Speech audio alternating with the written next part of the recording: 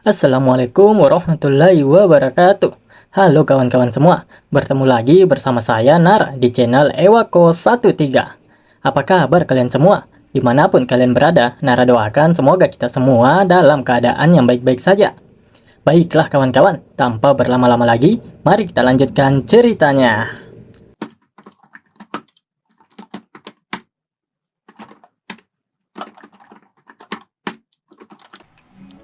Si Breok bertanya apa yang terjadi dengan semua keributan di sini.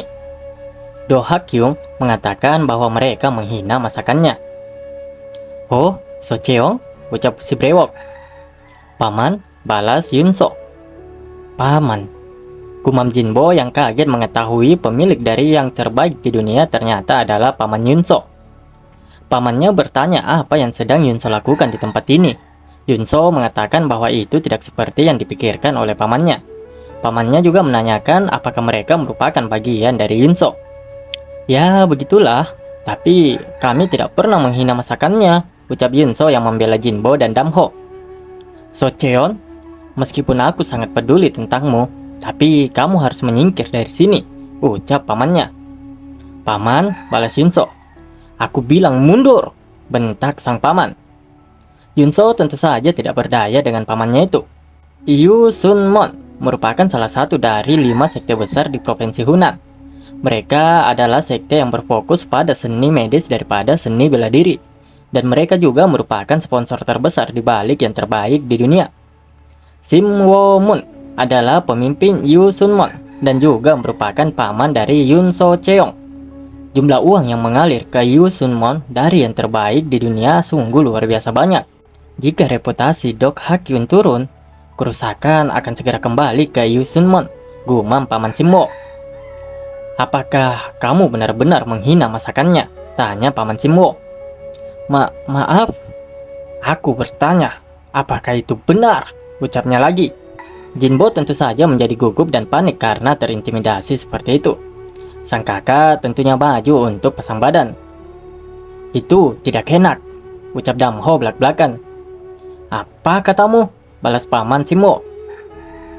Apa maksudmu rasanya tidak enak?" ucap Do Hakyung. Paman Simbo lalu berkata, "Semua orang memanggilnya koki terbaik di dunia dan tidak ada yang tidak mengakuinya. Tetapi kamu mengatakan bahwa makanannya terasa tidak enak. Kau keras kepala. Aku hanya mengatakan yang sebenarnya," ucap Damho. Ucapan Damho tentu saja membuat semua bawahan dari Paman Simwo menjadi begitu marah. "Jaga sopan santunmu. Beraninya kau mengatakan omong kosong seperti itu di depan beliau," ucap mereka. Paman Simwo menahan dan menyuruh mereka berhenti. "Tidak ada tamu yang berkunjung pernah mengatakan hal seperti itu," ucap Paman Simwo. "Hanya karena tidak ada yang mengatakan itu sampai sekarang, bukan berarti itu tidak akan pernah terjadi di masa depan. Dalam pandanganku, aku hanya bisa berpikir bahwa kalian mencoba untuk berkelahi dengan kami.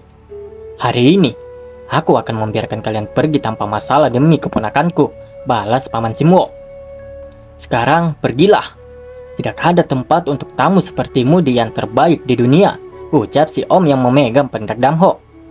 Damho tentu saja tidak senang karena pundaknya dipegang oleh orang itu. "Lepaskan tanganmu dariku," ucap Damho. "Apa katamu?" ucap si Om. Do Hakyung juga menghardik Damho di dalam hatinya. "Beraninya kau menghina makananku yang melayanimu dengan benar. Tidak ada yang bisa meremehkan masakanku. Kau hanya perlu mencicipinya dan mengaguminya apa adanya." Damho memperingatkan si Om agar melepaskan tangannya dari pundaknya jika dia tidak ingin mati. Betapa lucunya. Kamu harus menjadi tipe orang yang tidak merasa terganggu sampai kamu menghadapi ancaman kematian, ucap si Om dengan sombongnya. Damho kemudian mengeluarkan energinya yang membuat si Om menjadi panik. Sial, apa-apaan semua energi ini?" ucap mereka yang seketika menjadi begitu takut melihat energi yang dikeluarkan oleh Damho. Damho benar-benar tidak menahan energinya. Energinya keluar hingga membuat mereka semua begitu tertekan. Do Hakyun pun menjadi sangat panik. Bukan hanya dia, Bahkan Zhongli juga merasakan hal yang tidak enak dari aura Damho. Apakah pria itu yang memancarkan semua energi yang luar biasa ini? Gumamnya. Damho mengepalkan tangannya, bersiap meninju orang yang memegang pundaknya itu. Damho langsung meninju tubuh si Om dan menciptakan sebuah donat. Terlihat semburan darah yang begitu banyak keluar dari orang itu. Paman Simwo benar-benar kaget dan hanya bisa terdiam. Dia sama sekali tidak bisa bereaksi dan mengeluarkan kata-kata. Pria itu, dia baru saja mengubahnya menjadi sayuran dengan satu pukulan. Ini gila, ucap orang-orang di sana. Si Om yang ditinju tadi menempel di dinding karena kuatnya tinju dari Damho. Darahnya yang berceceran bahkan hampir memenuhi dinding tersebut. Meskipun mereka membanggakan diri sebagai salah satu dari 5 sekte besar di Provinsi Hunan, Bulan Matahari tidak pernah benar-benar bertarung dengan orang lain. Selain itu, sebagian besar anggota sekte berfokus pada seni medis daripada seni bela diri. Kita tidak cocok dengan orang itu. Itu malaikat maut, gumamnya yang sampai terbata-bata karena begitu ngeri melihat Damho. So Cheong, ucap Damho yang merangkul So Cheong agar tidak melihat lebih lama pemandangan itu. Kengerian binatang buas terlihat melalui rambutnya yang acak-acakan, serta niat membunuh yang begitu jelas di matanya. Mengapa aku baru menyadari matanya yang begitu dalam ini? Gumam Paman Simwo yang masih belum bisa menggerakkan tubuhnya karena ketakutan. Damho lalu maju untuk menghampiri Paman Simwo. Pendekar lumpuh. Itu sungguh tidak masuk akal sehingga aku hanya mengabaikannya sebagai rumor. Pria yang sendirian menghancurkan perkemahan Gunung Xiaoqian Sanjang. Orang yang sama yang menunjukkan kekuatannya yang luar biasa di perkemahan Gunung Hongang. Ditambah lagi, mereka mengatakan bahwa Namhak, murid agung Sekte Gongdong, dan salah satu dari Kumuriong telah dikalahkan oleh orang itu. The Bloody Star of Xinjiang. Gumam Paman Simwo yang baru sadar orang yang dia hadapi ini mirip dengan orang yang dirumorkan. Siapa Anda? Tanyanya dengan begitu gugup. Apakah itu penting? Jawab Damho. Maafkan saya. Saya sudah terlalu terburu-buru, ucapnya dengan terbata-bata. Kamu tidak harus mencoba main-main dengan orang-orang, balas Damho. Kakak, Tuan, Yunso terlihat begitu syok dengan kejadian yang baru saja dia saksikan. Minta maaflah kepada anak-anak ini, bukan kepadaku, karena mereka lah yang menyelamatkan yang terbaik di dunia, ucap Damho pada Paman Simwo. Damho lalu mengajak Jinbo untuk pergi. Jinbo langsung mengiyakan dan mengikuti Damho untuk melangkah pergi. Sementara itu, Yunso masih tertunduk lemas karena begitu tergoncang dengan kengerian yang terjadi. So Cheong, terima kasih, ucap pamannya yang masih berdiri kaku. Aku belum pernah melihat pamanku begitu lemas seperti ini. Siapa pria itu? Gumam Yunso. Do Hakyung mengakui bahwa dia telah membuat sebuah kesalahan karena kesombongannya. Dia mengatakan bahwa anak itu dia tahu bagaimana cara membedakan rasa aroma surgawi dari cuka. Dia memiliki indera perasa yang luar biasa. Saya tidak pernah menyangka bahwa aroma surgawi dari cuka dan bumbu tambahan yang ditambahkan untuk meningkatkan rasa malah akan merusak rasanya. Saya akan mengambil tanggung jawab penuh dan mundur dari posisi kepala koki. Lanjutnya yang ingin mengundurkan diri. Tidak. Aku juga bertanggung jawab untuk menindas mereka tanpa berpikir keseluruhan situasinya. Aku tidak tahu bagaimana sesuatu akan berakhir seperti ini. Aku seperti dirasuki oleh sesuatu, ucap Paman Simwo. Sementara itu, di sisi Jinbo dan Damho, kakak, mengapa kamu melakukan itu? Prajurit bulan matahari. Aku bertanya-tanya apakah ada kebutuhan untuk membunuhnya, tanya Jinbo. Damho membenarkan pertanyaan Jinbo bahwa dia harus melakukannya.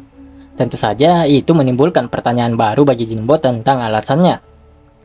Kebanyakan orang tidak percaya sesuatu sampai mereka melihat atau mengalahkannya sendiri. Apakah kamu melihat mata pemimpin bulan matahari? Tanya Damho. Jinbo hanya diam dan tidak menjawab pertanyaan dari Damho. Itu adalah tampilan khas Opportunus. Orang-orang seperti itu lemah bagi yang kuat, dan sangat kuat bagi yang lemah. Dunia tidak seindah atau secerah yang kamu pikirkan, Jinbo. Terkadang cara yang radikal dan keras bisa menjadi cara yang paling tepat untuk mencapai sesuatu, ucap Damho. Mereka telah sampai ke penginapan angin barat. Malam ini saja merupakan sebuah malam yang cukup panjang bagi mereka. Damho terlihat begitu menyayangi Jinbo seperti adiknya sendiri. Nak, kamu pasti sangat lelah. Tidurlah, gumam Damho. Damho lalu menyadari ada sebuah gulungan surat di sana. Dia bertanya-tanya kapan benda itu sampai di sini. Mungkin surat dari Homan Yuyang, gumam Damho. Isi surat itu berisi bahwa mereka mengatakan tidak ada yang tersisa dari manapun mereka menginjakkan kakinya. Seolah-olah wabah telah melanda suatu tempat yang mereka datangi. Nama pemimpinnya adalah Jo Yun San. Seperti yang kamu katakan, dia memiliki bekas luka besar di pipi kirinya. Ada tempat bernama Xiang Yin, tidak jauh dari tempat kamu berada. Itu adalah jarak yang bisa kamu tempuh dalam sehari jika kamu terburu-buru. Ada rumah judi yang dijalankan oleh Houman di Xiang Yin. Seorang pria yang mengaku telah berada di lebah hitam sering nongkrong di sana. Temukan dia dan kamu akan mengetahui keberadaan yang lain. Akhirnya ya kawan-kawannya, Damho mendapatkan petunjuk baru lagi mengenai kasus pembantaian yang terjadi di desanya 18 tahun yang lalu. Kita lalu langsung dibawa ke rumah judi itu. Tentu saja di dalam sana ada begitu banyak bapak-bapak yang sedang bermain judi. Bisakah kamu mengatakan itu bahkan setelah melihat ini secara langsung? Ucap pria yang di belakang. Itu semua yang aku tinggalkan, ucap pria di depan. Pria itu begitu jengkel karena lagi dan lagi dia kalah bermain judi. Tentu saja dia menjadi pusing karena tidak tahu ingin tidur di mana malam ini. No Cheol, bocah itu, dia di sini lagi, ucap seseorang yang baru saja datang. Hehehe, saudara, ucap No Cheol yang begitu gembira melihat kedatangan orang tadi. Siapa yang kupanggil saudara? Ucap Do Sang Cheon yang merupakan seorang manajer di rumah judi itu. No Cheol mencoba merayu dan membujuk Do Sang agar mau meminjaminya uang lagi. Saudara, ini aku, No Cheol, mantan anggota bandit terkenal itu. Apakah aku pernah tidak membayar kembali uangmu? Akan ada saatnya kekuatanku akan digunakan dengan baik untukmu, ucapnya. Do Sang mengakui bahwa keahlian pedang No Cheol memang cukup bagus, dan akhirnya dia meminjamkan 50 koin perak. Ngomong-ngomong, mengapa atasanku meminta aku untuk melaporkan detail anak ini? Tapi ya, itu benar-benar bukan urusanku kurasa. Lagi pula, jika dia menghabiskan semua uang yang aku pinjamkan, dia akan menjadi bawahanku, gumamnya. Tidak lama kemudian, terlihat Damho yang sudah ada di depan pintu rumah judi itu. Seorang yang lumpuh. Melihat orang-orang seperti itu datang dan pergi, sepertinya tempat ini sudah mulai ketinggalan zaman. Dari semua orang, bahkan orang cacat datang ke tempat ini, ucap Do Sang. Do Sang sebenarnya tidak terlalu memperdulikan siapapun yang datang ke rumah judinya selagi itu menghasilkan uang. Akan tetapi, untuk orang yang lumpuh, tentu saja harus ada etika di tempat itu, pikirnya. Dia lalu menyuruh pria besar itu untuk menyingkirkan Damho. Ini bukan tempat untuk bajingan sepertimu. Pergilah dari sini, ucapnya menghalangi Damho untuk masuk. Tanpa basa-basi, Damho membuat satu lagi donat dari daging segar. Kejadian yang tiba-tiba itu tentu saja membuat semua orang begitu kaget. Bertanya-tanya tentunya mereka apa yang terjadi. Dengan satu pukulan. Itu tidak masuk akal. Siapa bajingan itu? Ucap mereka. Siapa bosnya? Ucap Damho setelah membunuh si besar tanpa sepatah kata pun. Damho kembali memukul seseorang di sana.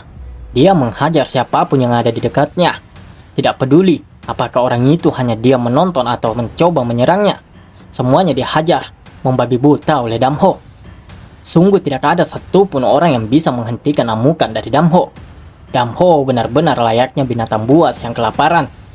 Dia tidak peduli siapa orang di hadapannya. Yang dia tahu hanyalah menghajar semuanya selama tidak ada yang menjawab pertanyaannya. Do Sang begitu ngeri melihat Damho yang mengamuk tanpa pandang bulu. Aku pernah mengalami semua jenis orang di rumah judi ini sebelumnya. Tapi, aku tidak pernah mengalami orang dengan mata yang sama seperti dia. Aku bukan tandingannya. Haruskah aku lari? Aku tidak dalam situasi untuk khawatir tentang tindakan disiplin Houman sekarang, gumam Do Sang. Dari mana asal Anda, Tuan? Tanyanya terbata-bata. Harimau hitam, ucap Damho. Mana bandit dari harimau hitam? Ucap Damho yang menatap tajam ke arah Dosang. Dosang akhirnya bisa sedikit tenang setelah mengetahui maksud kedatangan Damho. Oh, apakah Anda datang dari kantor cabang di Yuyang? Anda seharusnya mengatakan ini sebelumnya, Tuan, ucap Dosang. Damho lalu menanyakan kembali, di mana orang itu? Kalau harimau hitam, ucap Dosang. Nocheol, teriaknya memanggil Nocheol. Kenapa aku? Tanya Nocheol yang menjadi begitu ketakutan. Nocheol, ucap Damho. Terlihat dari raut wajah Damho yang begitu bengis, raut wajah dengan amarah yang begitu besar. Tatapan Damho tentu saja membuatnya menjadi semakin ketakutan. Dia bahkan tidak melihat bagaimana Damho bergerak ketika 4 orang terbunuh oleh tangannya. Apa yang diinginkannya dariku? Ada yang tidak beres dengan ini, gumamnya. Lama tidak bertemu, ucap Damho yang sudah menghampiri Nocheol. Hehehe, Tuan, apakah Anda mengenal saya? Balas Nocheol. Yah, aku sangat mengenalmu. Karena aku tidak akan pernah melupakan wajahmu bahkan untuk sesaat, jawab Damho. Nocheol begitu terkejut dengan jawaban dari Damho. Dia benar-benar tidak mengingat Damho. Terlebih lagi, ada begitu banyak orang yang menyimpan dendam padanya. Saya tidak tahu siapa Anda, Tuan, ucap Nocheol yang tubuhnya sudah bergetar ketakutan. Tidak apa-apa, kamu akan segera mengingatnya. Jadi, itu tidak apa-apa, ucap Damho sembari berjalan lebih dekat ke arah Nocheol. Jangan dekati aku, ucapnya pada Damho agar tidak mendatanginya. Nocheol berpikir bahwa seberapa kuat pun Damho tetaplah orang yang cacat. Oleh karena itu, dia berpikir untuk bisa lari dan keluar dari tempat ini. Namun, sial baginya, saat dia baru ingin meraih pintu, Damho juga sudah berada tepat di sampingnya. Damho langsung meninju wajah dari Nocheol. Damho benar-benar tidak membiarkan sedikit pun celah bagi Nocheol untuk melarikan diri. Damho sengaja tidak menggunakan tinju terkuatnya untuk langsung membunuh Nocheol. Dia ingin menghajarnya hingga Nocheol mengingat siapa dirinya. Damho hanya melampiaskan amarahnya, menghantam Nocheol tanpa menggunakan energi kinya. Tidak ada sedikit pun rasa kasihan yang terlihat di mata Damho untuk para bedebah-bedebah yang membinasakan desanya. Orang itu iblis, ucap orang-orang di sana. Mereka benar-benar merinding melihat kengerian yang dipertontonkan oleh Damho. Tidak apa-apa, manusia tidak akan mati semudah itu, ucap Damho yang kembali menghampiri Nocheol yang sudah terbaring di lantai. Apakah kau masih tidak ingat apa yang kau lakukan? Ucap Damho yang mencengkram baju Nocheol. Apa salahku? Ucapnya yang sudah babak belur. Dia menangis merintih kesakitan karena Damho yang tanpa henti menghajarnya. Kau belum ingat ya? 18 tahun yang lalu di provinsi Shanxi, ucap Damho. 18 tahun yang lalu di provinsi Shanxi, ucap Nocheol. Apakah kau masih tidak ingat? Ucap Damho. Jika itu adalah provinsi Shanxi 2 dekade lalu, saat itulah harimau hitam paling aktif, menjara setiap desa yang disinggahi dan membunuh seluruh warganya, gumam Nocheol. Pada waktu itu pula, desa Damho dan bahkan kedua orang tuanya serta adiknya dibantai dengan sadis oleh para bandit. Itu adalah waktu yang sudah lama sekali sehingga Nocheol sendiri pun tidak dapat mengingatnya dengan jelas. Dia sempat melihat seorang anak laki-laki dengan mata menakutkan seperti itu. Jangan bilang padaku anak itu seorang anak yang begitu gigih dan berkemauan keras yang menggigit leher temanku meskipun dia tidak belajar seni bela diri apapun, gumam Nocheol. Kamu bagaimana bisa? Ucap Nocheol. Kau akhirnya mengingatnya ya, ucap Damho. Bagaimana kamu bisa bertahan? Bukankah aku sudah memberitahumu bahwa aku akan membuatmu mengingatku? Bagaimana aku bertahan bukanlah yang terpenting. Apa yang akan terjadi padamu adalah hal yang paling penting. Aku akan perlahan mematahkan jarimu dulu, lalu pergelangan tanganmu, lengan, dan jari kakimu, kemudian ke tulang keringmu dan pahamu, maka tulang belakangmu adalah berikutnya. Teriak kesakitan pastinya Nocheol yang jari-jari tangannya kini telah dibengkokkan satu persatu oleh Damho. Tolong jangan bunuh aku. Aku tidak ingin mati. Tolonglah jangan bunuh aku. Ucapnya dengan nada yang sudah begitu berat. Kau akan merasakan tubuhmu sakit hancur menjadi debu, ucap Damho. Jika Anda mengampuni saya akan memberitahu Anda sesuatu yang tidak Anda ketahui, ucap Nocheol. Apa yang aku tidak tahu? Aku tidak tertarik, ucap Damho. Tidak, saya yakin Anda akan tertarik. Adik Anda, adik perempuan Anda mungkin masih hidup di suatu tempat, ucap Nocheol. Adikku, ucap Damho. Greget. Gila, keren parah kawan-kawan. Nara buat skripnya sampai banyak yang salah karena tidak sabaran. Ya, puas banget lah Nara sama part ini ya. Sisi Damho yang begitu lembut dan penyayang diperlihatkan dari bagaimana dia mengurus Jinbo. Dan sisi kejam Damho yang dipenuhi pertarungan serta darah. Ya, memang mungkin pertarungannya tidak seepik manhwa kultivasi. Tapi menurut Nara, ini benar-benar keren. Dan lebih kerennya lagi, sang autor tidak menciptakan sifat naif dari Damho, meskipun mengulur waktu. Tapi ulur-ulur waktunya tuh keren sih menurut Nara. Ya menurut Nara ya, itu menurut Nara, beda lagi dengan kawan-kawan semua. Bisa sependapat, bisa juga tidak ya. Dalam artian, meskipun sang autor tidak langsung membuat Damho membunuh Nocheol, tapi dia membuat art yang justru sangat epik secara alurnya. Dan ternyata adik dari karakter utama kita ini masih hidup kawan-kawan. Kena gocek Mimin Nara di awal. Wah, Mimin Nara mentang-mentang part ini seru dan upload cepat, durasinya malah turun drastis nih. Ya emang Nara sengaja sih sebenarnya kawan-kawan. Biasanya kan durasinya kurang 30 menit tuh. Karena yang awalnya Nara patokan 30 chapter, Nara tambahin 1 chapter lagi biar agak panjang gitu kan. Tapi ya risikonya sering dapat chapter nanggung dan juga editingnya jadi lama. Ya biasa lah ya kawan-kawannya yang sudah ikutin Ewako 13 pasti paham lah. Ya pasti paham dan bosan juga dengar Nara curhat perihal HP Nara. Makanya Nara coba kembali fokus untuk per 3 chapternya. Jadi kalaupun misalnya nanggung masih bisa Nara tambah 1 chapter lagi. Dan kabar gembira nih bagi kawan-kawan semua. Sebenarnya bukan Nara kurangin durasinya. Sekarang malah nambah durasi lah kalau menurut Nara. Dari yang kurang lebih 30 menit itu jadi 40 menit lebih. Tapi nih ada tapinya. Itu bukan langsung pada satu video. Ya dibagi dua lah. Biar Nara nggak nangis juga ya mengeditnya. Ya tapi ini masih coba-coba ya kawan-kawannya. Nara mau lihat dulu enakan mana bagi bagi Nara gitu kan. Biar Nara bisa istirahat juga gitu. Maksudnya bagi waktu lah bagaimana enaknya. Soalnya enak sekali upload durasi kurang lebih 30 menit atau 2 kali upload durasi kurang lebih 20 menit. Ya bukan apanya ya kawan-kawan, karena kalau Nara maksain juga yang ada bisa drop. Dan biar nggak upload tengah malam juga sih sebenarnya. Pokoknya Ewako 13 saya Nara. Wassalamualaikum warahmatullahi wabarakatuh.